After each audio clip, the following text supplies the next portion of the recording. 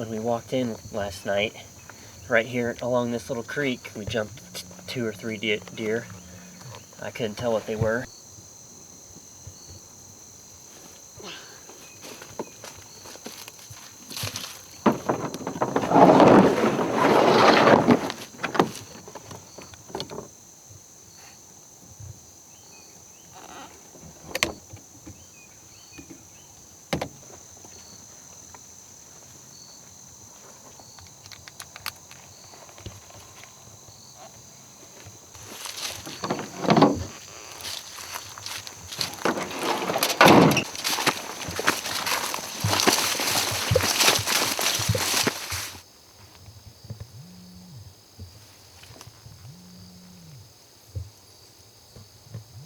No wind, it's just going straight down. It doesn't really surprise me because of how thick and tall this is. There's no room for air to move down in here.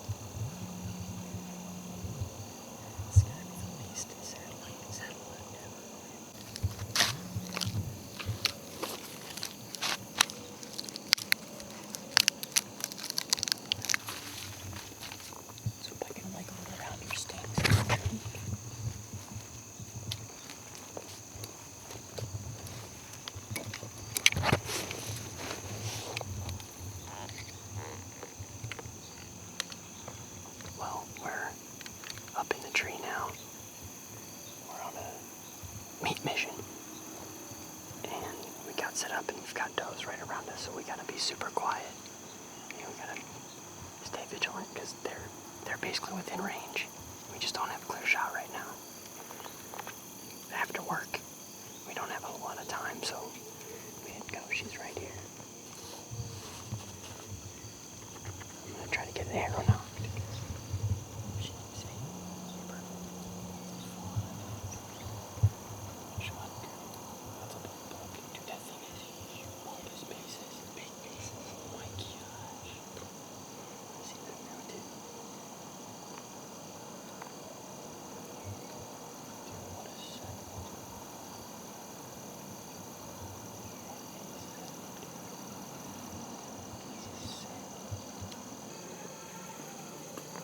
So hard to do with deer in range.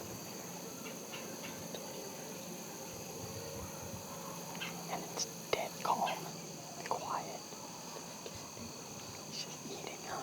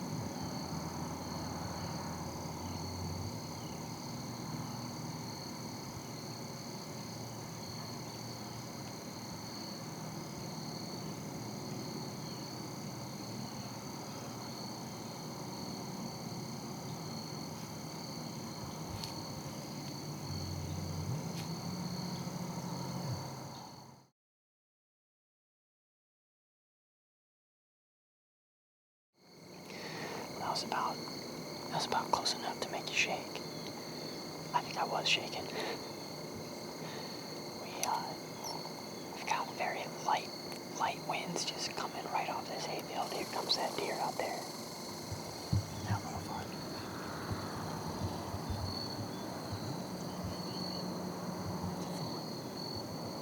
I don't think it is, dude. I don't think it is. That's a growing deer. Don't say it's Shank is this way. Get some more ranges out there. I think you'll be able to. If they're out there, I don't think they're going to get us unless we're moving like crazy.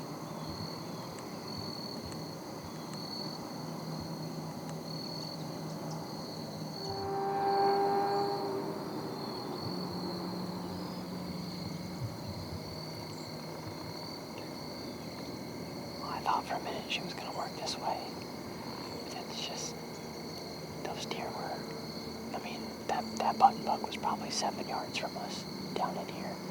It's super thick river bottom property. And we've got I don't even know what these grasses are, but they're 8 feet tall.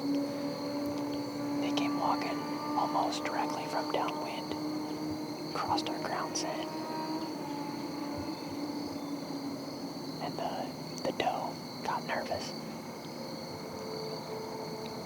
There's this other deer coming out across that pine. We're sitting up over a hayfield, and there's almost no wind right now. It's basically just our thermals pulling it down to whatever low-lying areas there are. And we're only like, 8 feet off the ground.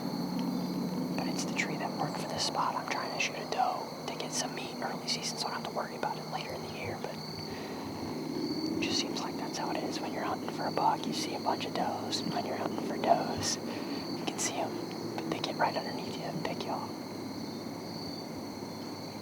There's still time left, so we'll see what else comes out.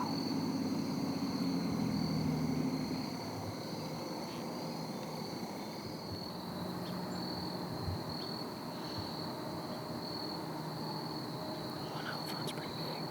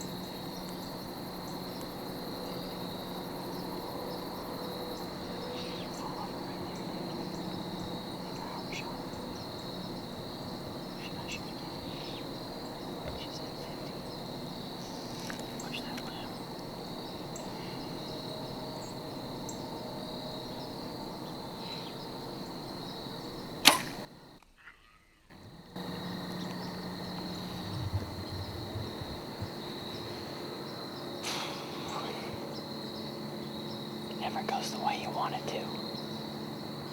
But I don't know where that first arrow hit. I was holding low. She was right at 35.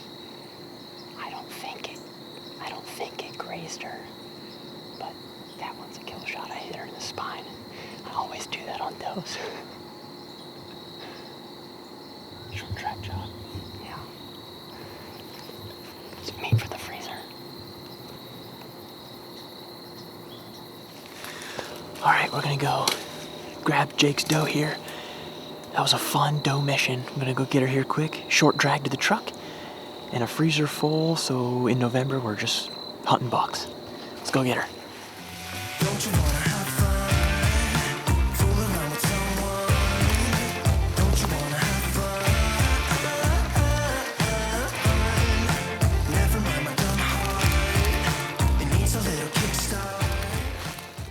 Well, that it didn't go exactly as planned, but there's meat here at the end of the road, and we're gonna haul it back and process it up and get it put into our freezers so that we've got meat in there for the winter. We make all kinds of things with this. My wife makes basically every soup that we would ever make with ground meat, chili.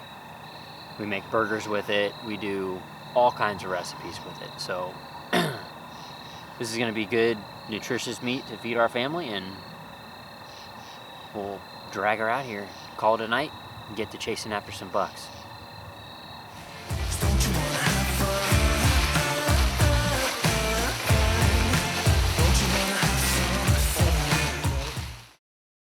So it's been about 24 hours since I shot that doe, and I had ordered online a meat grinder. So in years past, when we have ground things up, we've only just used the little stainless steel attachment for a KitchenAid mixer, and that works okay, I think, for small amounts of meat, but for doing like an entire deer, I mean, we were grinding for like 4 or 5 hours to get through the 2 grinds, the coarse grind and the fine grind, to get ground venison the way we want.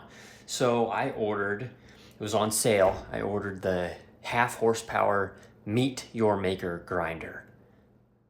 So what I'm gonna do now is take that grinder apart and clean all the parts with soapy water, warm soapy water, as per the instructions, to get rid of any packaging grease, and then we'll get started grinding up this deer.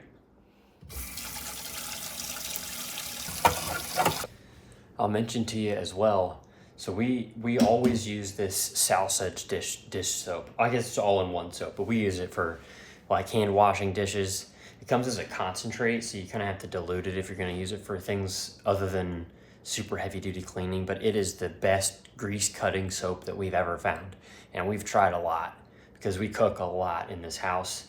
Salsa's biodegradable cleaner concentrate. We use it to clean off cutting boards and knife surfaces.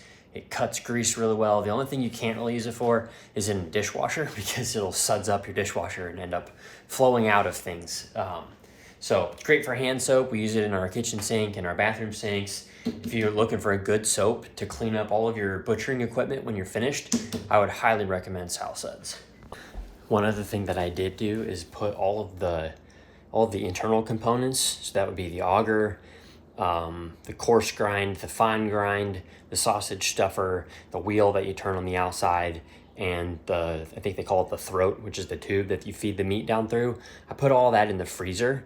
The colder you keep things when you're grinding meat, the better. If you've got like slimy meat and you've got parts that are heated up, you're just not gonna get as high quality a product. This is what they recommend doing, so I'm gonna put it in the freezer for 20 minutes, half hour, just to chill everything down, and then we'll start the process of grinding. One thing I do want to mention about the grinder, which is super cool, is that it comes with this built-in little storage drawer. So we can keep things like the plunger, we can keep all of our grinding plates and other things out of the way while we're working. And then we'll know they're always with the unit, so we don't have to go hunt for them somewhere else. You have an on-off switch that operates the machine, and then this is basically like a fuse reset, just in case something were to go wrong. You can reset things with this. It's just a regular 110 volt plug. We'll just plug it into the wall and we'll get started. So I just got all these parts out of the freezer. You can see There's some condensation on it there because it's super cold to the touch. I want to clarify one thing real quick. As you put this on, you'll use the dial to tighten it in place. Just get it as close to vertical as you can. This is the auger, and it has a metal drive shaft here with a plastic bushing, and it's gonna slide into that rifled barrel basically. But you might have to turn and twist this a little bit to get it to seat. See there, I'm meeting some resistance, but if I just turn it a little bit, there it goes, all the way in like that. The next step you'll do is you'll take the blade and you want to put the flat face of the blade forward, because that's what's gonna ride against your grinding plates. We have a coarse grind, we have a fine grind, and then we also have the sausage stuffer version, and those are all locked in place by the hand tight threaded piece. So we'll put that on there. You want to make sure that the channel at the bottom there lines up with the channel on your grinder, like so.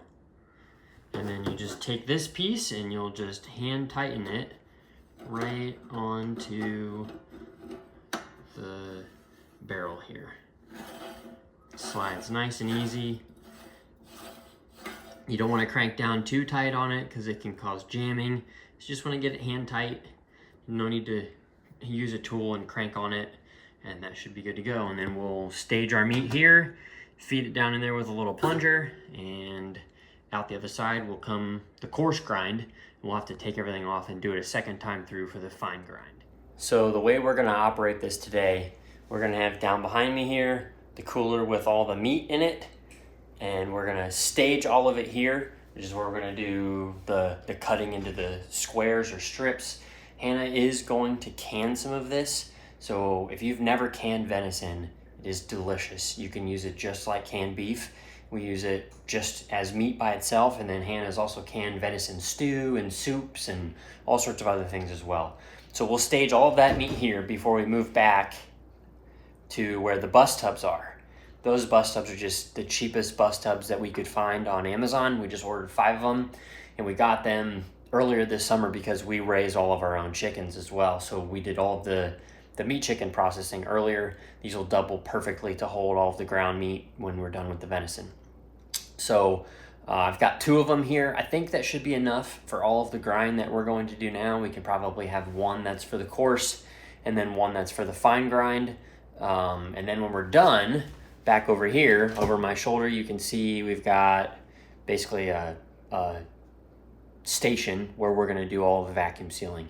So we've got a little kitchen scale. We'll weigh out about a pound of venison per vacuum seal bag, and then that'll be ready to go for when we need to bring out some ground venison for cooking.